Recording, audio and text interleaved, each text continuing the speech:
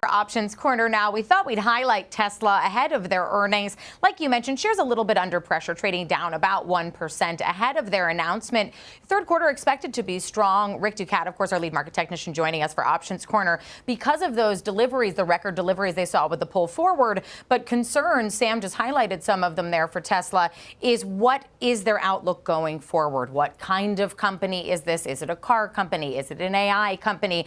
Any commentary around that will likely be what we see for the moves. But, as we look at Tesla's performance has, really been an outperformer. Just as we look at it more broadly against the sector and the markets, you can see. But, walk us through some of the notes of things that stick out for you here. Say what you want about Tesla, certainly not a boring company to follow, but you're right, top performer in the Magnificent Seven, about doubling in the past year here. We can also see very, significantly outpacing the SPX and the consumer discretionary sector. Not really the greatest comparison for Tesla, though, because it's an automaker. Consumer discretionary has so many other things. If you look at them versus the legacy automakers, GM, Toyota, Ford, Honda, Stellantis, trouncing everyone once again here. Stellantis is really the weakest member of this bunch here. But really, in a way, these aren't really their competitors on some level here. Really, it's more of these upstart EV makers here. We've got Rivian and Lucid here, but also the Chinese factors here, XPeng, NIO, Li Auto. So really, once again, though, Tesla is at the top of the pack, but kind of for how long? The American auto CEOs have had some really ominous things to say about China's dominance in this field here. So certainly not a foregone conclusion here that it's all going to work out just fine for Tesla. Yeah, and that EV conversation has been one that we've pretty much heard from all of the automakers, even in advance of their earnings. GM, of course, Mary Barra mentioning they still believe in their EV practices. They're just making some adjustments so that it isn't so costly for them as they're going to see some short-term softening in terms of demand. But lots of people coming for Tesla's market share and, on their earnings day, knowing already that Tesla usually has a pretty significant move and generally moves the market along with it. I think right now traders pricing in about a 7% move in either direction. But how is activity looking today, and how's the chart looking to you?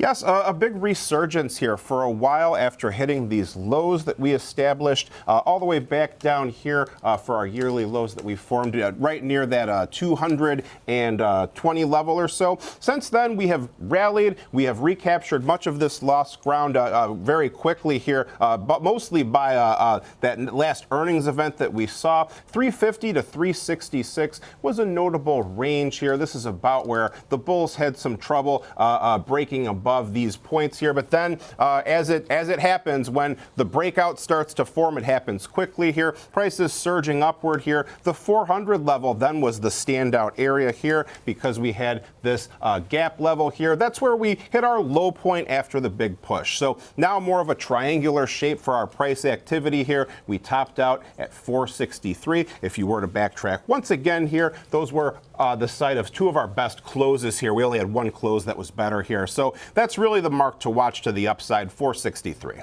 And as you highlighted, these lows that we saw back in April, we're about 80% higher than those right now, trading 438.25. As far as options action going into the report and anything else you're noting in terms of volume, what did the day look like for Tesla? Sure. Stock volume here, we can see that there's some heavy areas of importance. Right around 430 is one, which is about where we are now here. This is our volume node.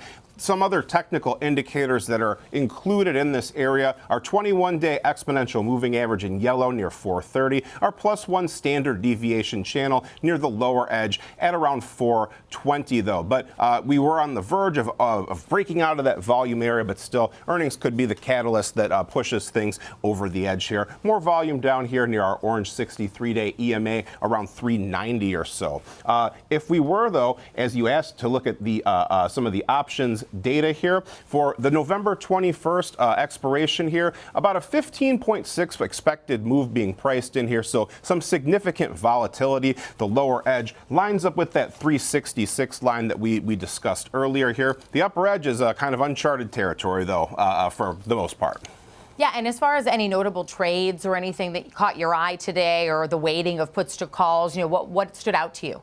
Well, I mean, first of all, Tesla's volume, 1.1 million, really one of the biggest, most actively traded names here. Open interest overall, about 7.5 million.